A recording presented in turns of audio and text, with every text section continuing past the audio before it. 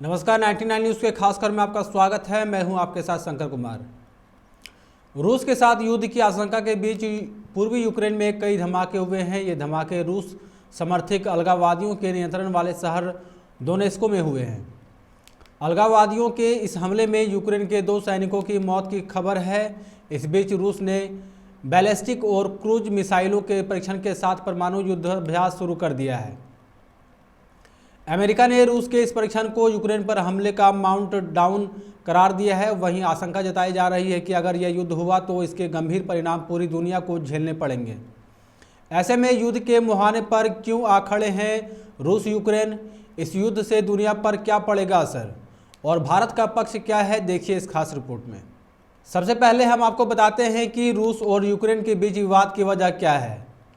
दोनों देशों के बीच ताज़ा विवाद की असली वजह समझने के लिए हमें थोड़ा पीछे जाना होगा। दरअसल 20वीं सदी की शुरुआत में यूक्रेन रूस साम्राज्य का हिस्सा था। 1917 में व्लादिमीर लेनिन के नेतृत्व में हुई रूसी क्रांति के बाद 1918 में यूक्रेन ने आज़ादी की घोषणा कर दी। लेकिन 1921 में लेनिन की सेना से हार के बाद 1922 में यूक्रेन सोवियत संघ का हिस्सा बन गया। यूक्रेन में रूस से आज़ादी के लिए संघर्ष चलता रहा और रूस के खिलाफ कई हथियारबंद समूह ने विद्रोह की कोशिश की, जो सफल नहीं हुई। 1954 में सोवियत संघ के सर्वोच्च नेता निकिता ख्रुश्चेव ने इस विरोध को दबाने के लिए क्रीमिया आइलैंड को यूक्रेन को तोहफे में दे दिया। लेकिन 1991 में सोवियत संघ के विघटन के बाद यूक्रेन ने अपनी आज़ादी का ऐलान कर दिया। आज़ाद होते ही यूक्रेन रूसी प्रभाव से मुक्ति की कोशिश में जुट गया और इसके लिए उसने पश्चिम देशों से नज़दीकियां बढ़ाई। 2010 में रूस समर्थित विक्टर यानुकोविच यूक्रेन के राष्ट्रपति बने। यानुकोविच ने रूस के साथ करीबी संबंध बनाए और यूक्रेन के यूरोपियन यूनियन से जुड़ने के फैसले को खारिज कर दिया, जिसका यूक्रेन में कड़ा विरोध हुआ। इसकी वजह से 2014 में विक्टर यानुकोविच को पद छोड़ना पड़ा। उसी साल यूक्रेन के राष्ट्रपति बने पेट्रो पोरोशेंको ने यूरोपियन यूनियन के साथ डील साइन कर ली, जिसे देखकर 2014 में रूस ने यूक्रेन के शहर क्रीमिया पर हमला करके कब्जा जमा लिया।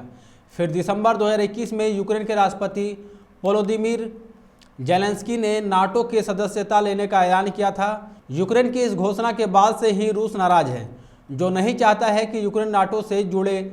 यही वजह है कि यूक्रेन पर दबाव बनाने के लिए पिछले कुछ महीनों से लाखों की संख्या में रूसी सैनिक यूक्रेन की सीमा पर तैनात है और माना जा रहा है कि रूस कभी भी यूक्रेन पर हमला कर सकता है। अब हम आपको बताते हैं कि यूक्रेन क्यों नाटो में शामिल होना चाहता है और यूक्रेन रूस और पश्चिमी देशों के लिए क्यों महत्वपूर्ण है। रूस का मानना है कि यूक्रेन के नाटो के साथ जाने का मतलब होगा रूस के धड़ से सिर का अलग होना। वहीं यूक्रेन को अपने पाले में करके अमेरिका एक बार फिर से कूटनीति के सहमात के खेल में रूस को मात देना चाहता है। यूरोपियन देशों और अमेरिका की कोशिश यूक्रेन के जरिए रूस के यूरोप में दबदबा बढ़ाने से रोकने की है। अगर रूस यूक्रेन पर हमला करता है तो कोल्ड वार में जीत हासिल कर चुके अमेरिका के दबदबे को करारा झटका लगेगा। इसके अलावा यूक्रेन की रूस के साथ 2000 किलोमीटर से ज़्यादा लंबी सीमा है। रूस को डर है कि अगर यूक्रेन नाटो से जुड़ा तो नाटो सेनाओं की पहुँच रूसी सीमा तक हो जाएगी। ऐसे में यूक्रेन से लड़ाई की सूरत से नाटो देश रूस के खिलाफ युद्ध छेड़ सकते हैं, जो रूस की सुरक्षा के लिए कतई अच्छा नहीं होगा। तो रूस की राजधानी मॉस्को की पश्चिमी देशों से दूरी केवल 640 किलोमीटर रह जाएगी। अभी यह दूरी करीब 1600 किलोमीटर है। यही वजह है कि रूस यूक्रेन के नाटो से जुड़ने को लेकर चेतावनी जारी करता रहा है। रूस इस बात की गारंटी चाहता है कि यूक्रेन कभी भी नाटो से नहीं जुड़ेगा। इन सब के बीच अगर रूस और यूक्रेन के बीच जंग छिड़ता है तो इससे न केवल ये दोनों देश प्रभावित होंगे बल्कि पूरी दुनिया पर इसका असर पड़ सकता है। दुनिया के कच्चे तेल के उत्पादन में रूस की हिस्सेदारी 13% है। यूक्रेन से लड़ाई की सूरत में रूस से कच्चे तेल का उत्पादन और सप्लाई बाधित होगी, जिससे दुनिया भर में कच्चे तेल के दाम बढ़ेंगे। वहीं नेचुरल गैस सप्लाई में भी रूस की हिस्सेदारी 40% है। यूरोप की गैस की सप्लाई का 1/3 हिस्सा रूस से आता है, जिसमें से ज़्यादातर गैस पाइपलाइन यूक्रेन से गुजरती है। यूक्रेन के साथ युद्ध की परिस्थिति में यह सप्लाई चेन प्रभावित होगी। इससे यूरोप और बाकी देशों में गैस भी महंगी होगी। इतना ही नहीं, दुनिया को अनाज की सप्लाई का एक बड़ा हिस्सा काला सागर से होकर गुजरता है, जिसकी सीमा रूस और यूक्रेन दोनों से लगती है। रूस और यूक्रेन दुनिया के 2 सबसे बड़े गेहूं उत्पादक हैं। रूस दुनिया का तीसरा सबसे बड़ा और यूक्रेन नौवां सबसे बड़ा गेहूं उत्पादक देश है। अगर रूस ने यूक्रेन पर हमला किया तो न केवल अनाज की सप्लाई बल्कि इससे उत्पादन पर भी असर पड़ेगा, जिससे दुनिया भर में अनाज की कीमतों में बेतहाशा बढ़ोतरी हो सकती है।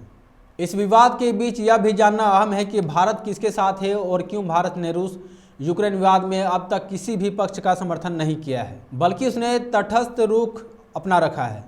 भारत ने दोनों पक्षों से मामले के शांतिपूर्ण ढंग से निपटारे की अपील की है, क्योंकि यूक्रेन में 18,000 मेडिकल स्टूडेंट समेत 20,000 भारतीय फंसे हैं, जिन्हें सुरक्षित निकालना भारत की प्राथमिकता है। इसके अलावा रूस यूक्रेन विवाद में भारत के रूस का विरोध नहीं करने की जो वजह है कि रूस का भारत का सबसे बड़ा हथियार सप्लायर है। 2020 में भारत ने अपनी कुल हथियार खरीद का करीब 50% रूस से किया था। 2018 से 2021 के दौरान महज पिछले 3 सालों में ही भारत रूस के बीच रक्षा व्यापार पर 15 अरब डॉलर यानी 1.12 लाख करोड़ रुपए रहा। ऐसे में भारत रूस का विरोध करके अपने सबसे बड़े हथियार सप्लायर को नाराज नहीं कर सकता। इससे पहले भारत के निर्यात में 10% हिस्सेदारी रूस की थी, लेकिन 2020-21 तक यह गिरकर 1 रह गई। 2020-2021 में भारत के आयात में रूस का हिस्सा 1.4 था। 2020 में भारत का रूस के साथ कुल व्यापार 9.31 अरब डॉलर यानी 69.50 हजार करोड़ रुपए रहा। दोनों देशों का लक्ष्य 2025 तक इसे बढ़ाकर 30 अरब डॉलर यानी 2.2 लाख करोड़ करने का है। रूस से व्यापार बढ़ाने की कोशिशों में जुटा भारत यूक्रेन या अमेरिका के साथ जाकर इन कोशिशों को पटरी से नहीं उतार सकता। वहीं पिछले 1 दशक के दौरान भारत अमेरिका के बीच व्यापार से लेकर सैन्य संबंध दोनों मजबूत हुए हैं। भारत अमेरिका का कुल व्यापार 2019 तक 146 अरब डॉलर यानी 10 लाख करोड़ रुपए था। ये रूस के साथ भारत से व्यापार का करीब 15 गुना है। ऐसे में भारत खुलकर रूस का साथ देकर अमेरिका के साथ बढ़ते व्यापार को झटका नहीं दे सकता। 99 न्यूज़ के लिए ब्यूरो रिपोर्ट। इस खास खबर में इतना ही। आप देखते रहे 99 न्यूज़। नमस्कार।